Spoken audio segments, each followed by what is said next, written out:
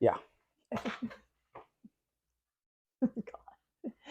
Hi, I'm Janie, And I'm Dan. and we're Achieve the Lifestyle. And today we're going to be talking about recovery, which is a pretty broad term. Recovery and recharge. And yes, it's a pretty broad term, but I think we're going to hit the wave tops and we'll give you an idea of what exactly it entails and why it's so important to your overall health, wellness, and fitness. Right. So I think when we think of recovery and recharge, we think of our nervous system. At least I do. And so, two main parts of our nervous system: sympathetic nervous system, parasympathetic nervous system. So, parasympathetic is more the rest and restore, chill, calm. And the sympathetic is more the fight or flight, shit's going down, run away, or fight to survive. Um, and the idea is to spend more time in the parasympathetic than the sympathetic, right? Correct. And so that's where recovery, recharge comes in. So we're not going to get into the nitty gritty science of it. I may be a little bit later on, but just to kind of give you a broad look at the nervous system because it plays a huge part in our ability to recover. Yep. Yep. So, with the recovery recharge strategy, what we're looking to do is move ourselves. If we stress ourselves into the sympathetic nervous system side of things, we want to bring ourselves back into the Mm-hmm. parasympathetic nervous system side of things and spend more time there. Why is that? Because the body works in adaptation. So anything that you want it to do, whether it's gain more muscle, whether it's burn fat, lose weight, any those things are all adaptations. And we stress the body a little bit or we expose it to something to create an adaptation, and the body might shift over to the sympathetic side, and we want to bring it back to the parasympathetic side because that's where the adaptation will take place. Once you recover from the stressor, the adaptation takes place. And that's why you should, quite frankly, give a fuck about recharging and recovery. So I think one of the easiest things to start with is, and what a lot of people are going to ask is, how do I recover from working out? What's a proper way to recover from working out? How do I know if I'm not recovered from working out? And you definitely have the expertise on this. Yes. So this is a facet. That's the first thing that I want to say. Because when we hear recovery, a lot of, if you're working out already, you're going to be like, oh, yeah, recover from my workout. That's a part of it, okay? Because there's a lot of stuff out there that we might have to recover from that we might not think about it. So that's why I put this category of this pillar of health and fitness. I put it in the underrated or overlooked side of the Mm-hmm. equation, whereas I don't think people think about this enough. They just think they need to do more. If we're talking about working out, okay, bringing yourself back out of the a workout is a stressor. It's a good stress, Mm-hmm. but it's still a stressor. Now, your nervous system doesn't really know how to differentiate between good stress, bad stress. It just knows stress. But then it starts kicking out adaptations to whatever the stress that you're putting it on through may be. Okay. So working out is a good stress, quote unquote, even though your nervous system doesn't recognize it. But the adaptations of your body that your body puts out in response to that stress are what we want, right? Yeah. Increase, improve body composition, all that sort of thing. Improved work Yeah, capacity, exactly. Improve work capacity, conditioning, things like that. conditioning, all that thing. Improved, heart efficiency, all that other stuff. Um, I think I mean, that's it's such a like broad thing. Well, I think something to kind of nail it down is we both were big in the CrossFit community, and people would be like, "Oh, I'm taking a rest day. I'm going to run 5 miles," you know.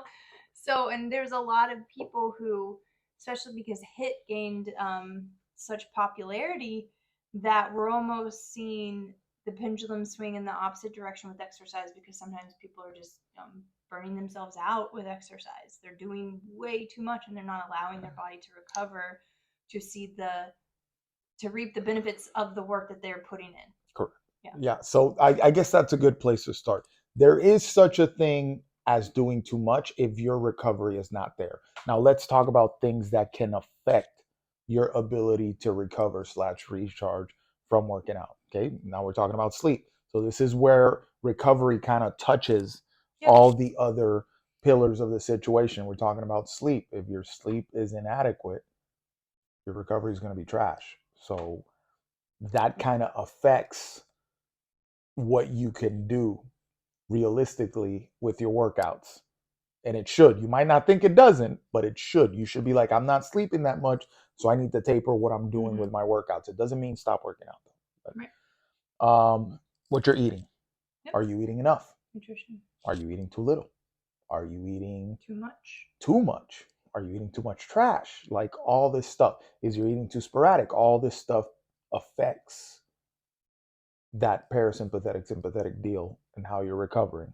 And I would say that eating too little has more of a negative effect in health wise than eating too much on like a Yeah, I agree. You know, because I think it's harder to overeat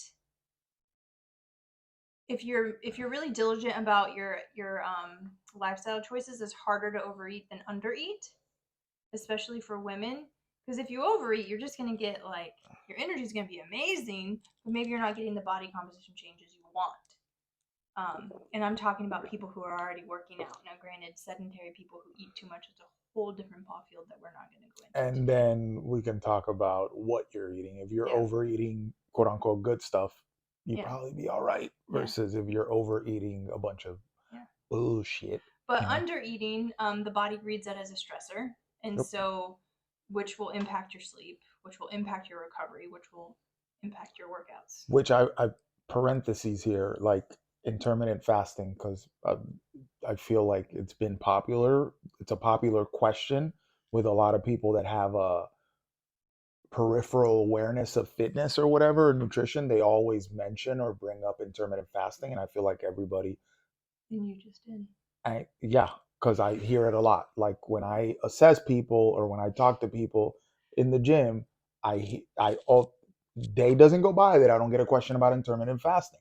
Here's my thought on it, because this can impact your recovery. If we put the supposed, health benefits, the aside, the autophagy and all this other stuff aside, and we just think about it very simply and very logical, it's creating a caloric deficit because you're restricting the window in which you're eating. You know what else restricts the window in which you're eating? Sleeping more. Oh, yeah. Sorry. Yep. No, it's true. It's true. And if we're going to talk about autophagy, exercise also creates autophagy, but whatever, putting that aside, okay? So you're supposedly working yourself into a caloric deficit to lose weight or lean out or whatever the hell, because you're spending less time eating. Now, what I always tell people, I'm like, if you are a more sympathetic dominant person, meaning you're running around like a chicken with your head cut off most of the day, you have a very stressful job, your sleep is already questionable, you have a large commute to work, because this can affect this is a stressor. I'm driving an hour to work in, I don't know, South Florida traffic for us, or Dallas traffic like you used to do in the past. That you might think that it's chill, but it's not. You're like hanging your head out the window. Maybe you cuss at somebody like, oh, what the hell is this guy doing? It's crazy. That's very stressful. Your body's just sitting in the car for an hour, etc. So you have a commute, you have inadequate sleep, you get to a job, it's a high-paced job, it's quite stressful. I don't know, you do something in an ER, or you're a first responder or something like that. Intermittent fasting is just going to be another stressor. So you got to think of stress like a cup, okay? And we put stuff in and we put stuff in. We don't want it to overflow. You want, okay, just enough, boom, and then you need to recover from that, and then you put in just enough, boom, and then you recover from that, and that's where the adaptations occur. Now, theoretically speaking, the more you stress adapt, and you play that game, your cup should be bigger. That's the whole point of the thing. So you can handle more. Okay. But you never want that to overflow. So that's where I'm always thinking like, hey, if you're this type of person, intermittent fasting is probably not for you, because you're just going to overflow your stress cup. Right.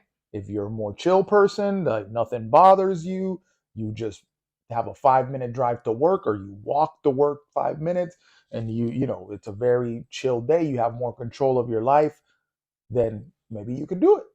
You can handle a little bit more. It just depends. Yeah, I don't I know. think it's so individual for the person. And the thing with intermittent fasting is it's an extreme, right? Just like being vegan is extreme, being carnivore, animal based is extreme. They're all extremes. And you need to be educated in the extreme or working with somebody who can help you in the extreme. So, like with a dietitian or somebody like that, because a lot of times what people do, and I know you see this with people who are like, yay, veganism is the best, is because they're going from a poor diet, they're eating poor quality foods, and then they just go to intermittent fasting with still the poor quality foods. And that's not, yeah, it's going to move the scale down, but it's not going to help. Maybe if you're too Well, yeah, stressed, you're yeah. you're not recovering, But then the it's not. whole point is to eating better quality foods. So I think intermittent fasting is like an elite level diet. You need to get like the basic shit down first. So Yeah, that was a rabbit hole we just went on. yeah, But yeah. yeah, it was just, I So would just want to think about it like, yeah, hey, if you're going hungry, you're stressing yourself. right, It's gonna make it harder to recover from right. shit. So That same was thing the with whole point. hydration. If you're not drinking enough, your body's going to be stressed. If you're not sleeping enough, the body's going to be stressed. Yep. Um, and Relationships. oh, Yeah, well, like that's stress. Like that's a that's an stress. external Yeah, I'm stressor. like a Yeah, you know negative interactions with right. other people is a negative stressor, even though you might blow it off. That's a stressor. Right. So yeah. Yeah. And so I think one thing we should definitely talk about is sleep. Um, because especially with the patients I see, sleep disturbance, insomnia is a huge complaint. And I see it every day because I ask about it. But a lot of people are like, "Oh, I want a pill," or maybe I drink some alcohol before I go to bed. And I'm sure Ambien's gonna make you pass out. Alcohol maybe will make you pass out, but your quality of sleep is shit when you're on those things. So you're not getting the real rest and recovery. Mhm. So if you are having sleep issues, I encourage you to talk to your trusted healthcare provider and seek out a behavioral health person, because a behavioral health person, you don't have to see them if you're depressed or anxious. Depressions. Depressious, yes, new mental health term. Depressions. If you're depressed or anxious, you can just be stressed out, overwhelmed, or have sleeping issues, because the majority of sleeping issues are a manifestation of something else going on, most likely stress related, that you need to get in check if you want to sleep better, because you're getting into a catch 22. You can't sleep, you're more stressed, so you can't sleep, and we're getting into this circle. And so, just some little tidbits we can provide to help with getting better sleep. And I'll be completely honest, I'm not the best at it. I'm on my screen way too late at night. It's something that I'm constantly working on. I think, But putting down the screens, turning off the screens a good hour, 30 minutes before bed needs to happen. yeah, yeah, like, so when talking about recovery, protecting sleep and prioritizing quality sleep is very important. Like, this is probably the number one Mm-hmm. part of recovering and recharging. And listen, again, the whole point of recovering and recharging is because all the good stuff that you want for your body to do and to happen to your body only happens if you recover. Yep.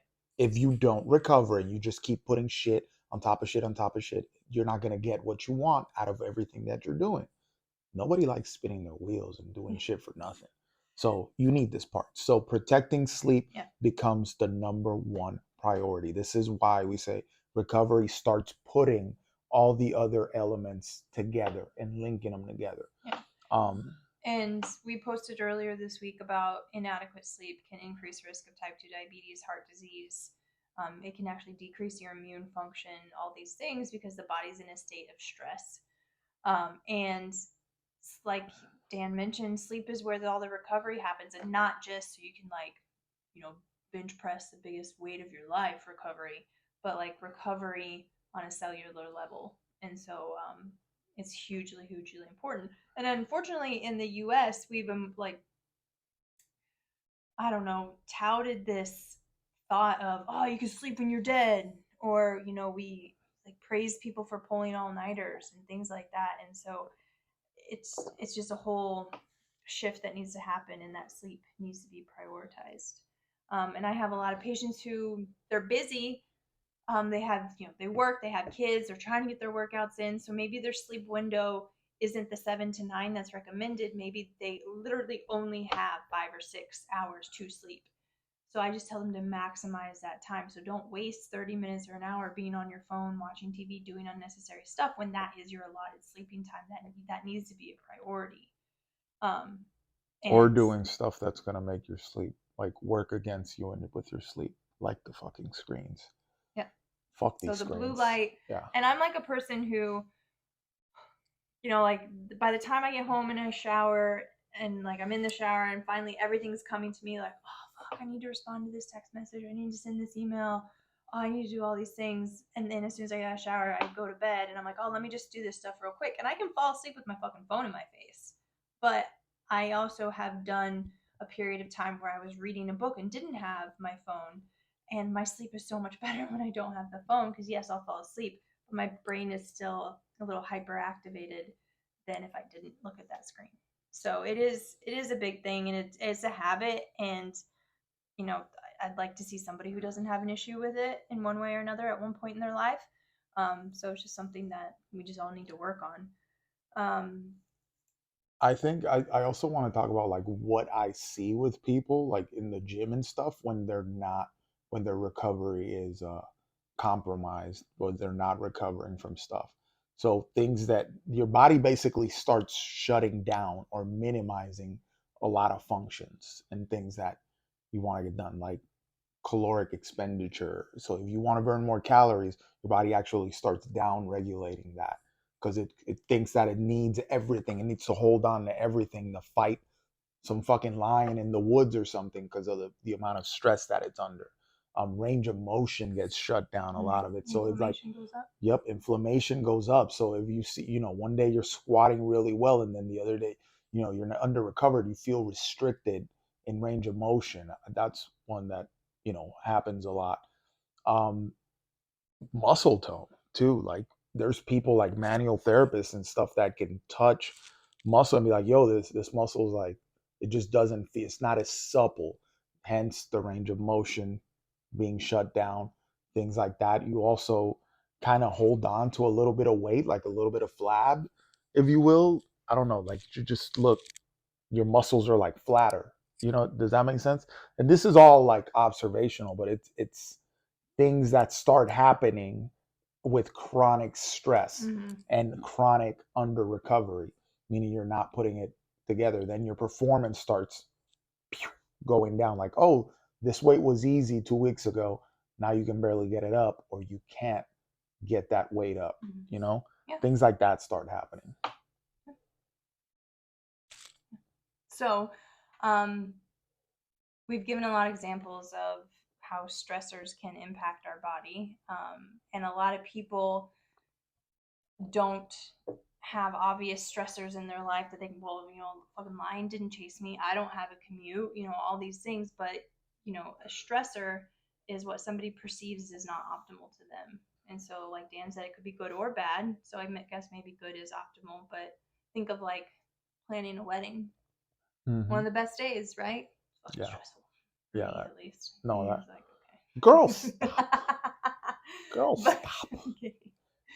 But so the problem with the majority of Americans now is because the lives we lead is like a chronic stressor every day, and there's no outlet.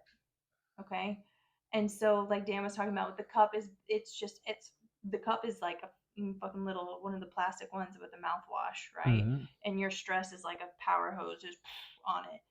And it could be something like you didn't like the email that the boss sent you at work. Somebody cut you off in traffic. Um, it can also be internal thoughts, so self thoughts, like self criticizing. There we go. There's the word. Um, if you have a toxic relationship with somebody, I don't know why I showed you. Sorry, it's Mm-hmm. not toxic. So just little things can go on that can increase your stress, and so our body releases this cascade for us to get ready to fight or flight. So blood gets pushed into our muscles, heart rate, blood pressure goes up, digestion downregulates. So if you're under a lot of stress, you get constipated, right?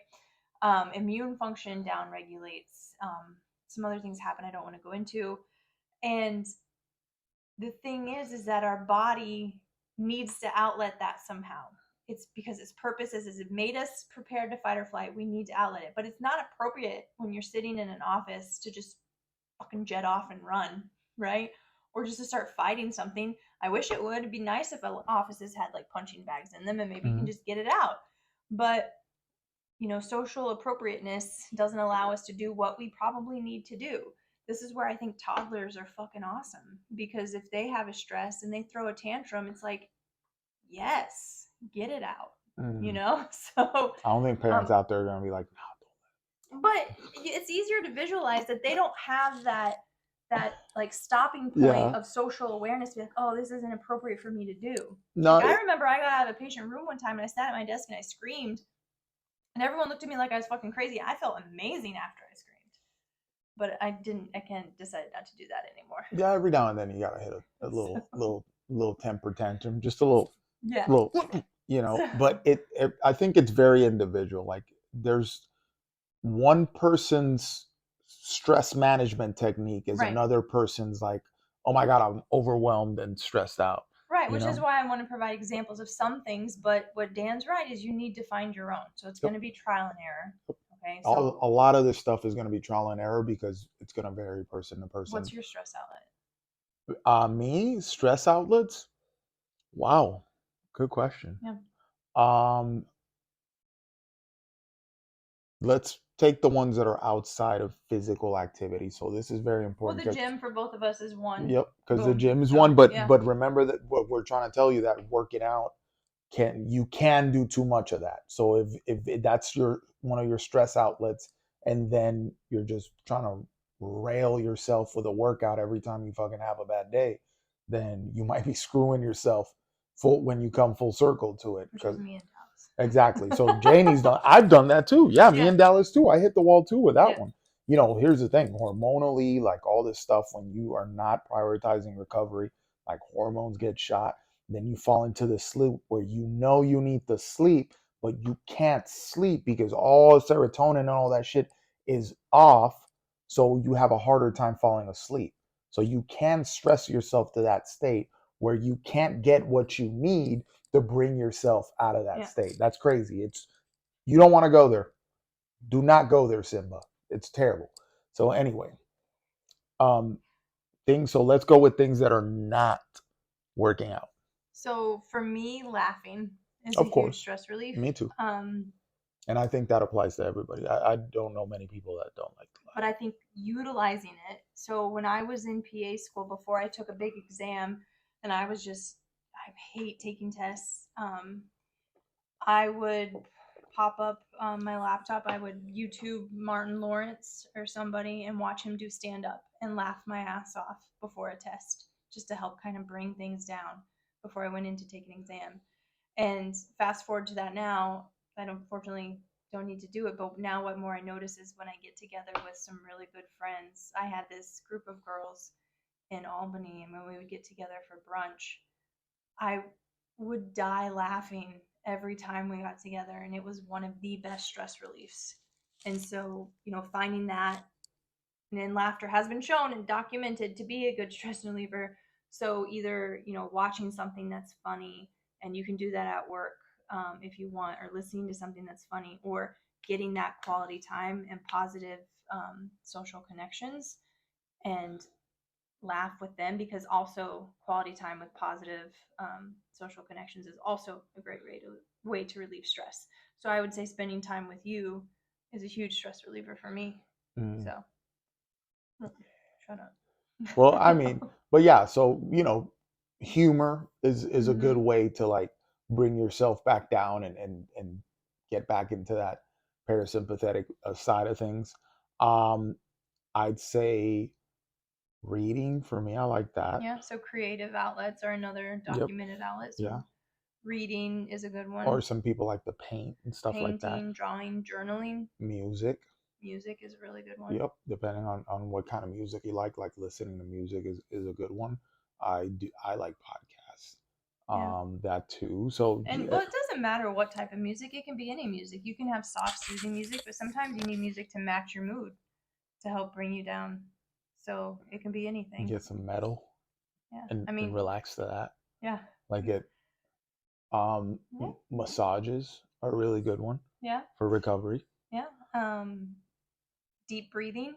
Ooh, So like breathing. box breathing, that's a great one to do at work because it's not as Yeah, noticeable and breathing's a big one because and I'm just like scratching the surface on this, but this is a big rabbit hole that I'll probably go into. on a later date. Tell Uh, everyone just to read Oxygen Advantage. yeah, definitely oxygen advantage, and I have another book there that I got to read about it. But it breath, um, but it is this is a big one because the way you breathe can actually regulate your nervous system. So if you're mouth breathing all the time, even if you are sitting in the couch, chilling, watching a movie that you are enjoying, and you're like, oh, I'm so relaxed, but you're breathing through your mouth, your nervous system does not know that you are relaxing. Isn't that Mm. wild? Yeah. That's crazy. So to get the relaxing effect, you actually have to breathe through your nose. That is wild. So, and then you can have the opposite of that being that you're doing something that could be stressful, but you're tempering that down because you're still breathing through your nose. Yeah. That's wild. That is wild to know that. So that's something to think about. Hey, breathing, if let's try to breathe through our nose and like actually sit there and do some breathing, like if you just encountered a tough situation at work or whatever, and like sit down and really focus on controlling your breath through your nose in and out, that sort of thing, that could help bring you back Yeah. down into a better tone, Yep. parasympathetic tone, I guess, if you will. Yep. Yep. And so I think what we tried to start talking about earlier, but we jumped around to other things, was I think it would be a good way to wrap up is for you to give people examples of active recovery versus just taking a day off. Like, what is active recovery? So, say, 2018, Janie was going to do CrossFit 6 days a week. And on that seventh day, I was like, I need to do active recovery. What would you tell me? If you did 6 workouts in a week, I would tell you to sit your ass down. That's fucking active recovery. Sit your fucking ass the fuck down. No. So movement is good for recovery, but it's not the movement, when we say movement for recovery, we're probably talking more like a walk A or a walk, hike. bike Here's ride. another one, time outside, boom, boom, boom, for actually recovery. Lo and behold, one of those other principles that we talk about that can actually help you recover. But yes, like a bike ride, like something very, very calm where you're moving, but it's not a strenuous workout or something that could turn into a strenuous workout. Because if not, then we're right back where we're overflowing that stress cup. So we're not really promoting recovery. Right. Now, there's an argument for people, with the active recovery thing that say that you can recover better if you're on the move, Mm-hmm. meaning you're Yep, circulating, I understand that that. sort of thing. So yeah, I I I can go either way with that because sitting on your ass is definitely not good. But if you're the type of person that it's like, hey, if I go to the gym or if I go here and I start moving, I'm gonna get after it, then you might be better off just sitting out. Yep. You know, Well, yeah. So I think just going for a walk counts as recovery, but active recovery would be something a little bit more, have a little bit more grit to it, but not an actual workout. like a hike, like a Yeah. nice little, like I'm not talking about hiking a peak here, but like a nice little outdoor. Hey, I'm walking uphill a little bit here, that Yeah. sort of thing. It could be a cardio session, base level, nasal breathing only, cardio, Yeah. 20 to 30 minutes of cardio. Yeah. That could help too. And there is something to help with that daily movement also helps with sleep. And so, Here's another one that I would put in there in movement for recovery a very light yoga session, not Yeah. some crazy ass heated flow, but something that's like, hey, hold this position for this amount of time, like a surrender on Sundays. That, yeah, I like the more heated flows. He just goes to surrender because he can fall asleep. yeah, but that's a parasympathetic response. If I go to a yoga class and I fall asleep on the mat, that's the response. That's a I'm just gonna say that deep every time he's like, "You fell parasympathetic asleep again." response. I was talking to you. It's like, bam, I'm Yeah, parasympathetic. that's the truth. That's what we're looking for in recovery. You're looking for, I mean, if it knocks you out like that, then yes, that's Okay. good. That's what it needs. So yeah, a very light yoga flow, I would say, would be a good Yep. recovery, active recovery thing Yep. as well. So I think in all in all, what we're saying is recovery should be on a priority for achieving your optimal health. Sleep probably being the biggest thing and most easiest thing to start working on. If you have any more detailed questions, please let us know. We'd be happy to answer. I know we were kind of all over the place on this one, but there's a lot to unpack with recovery, and so just hit us with the questions. Yeah, I mean, and these are all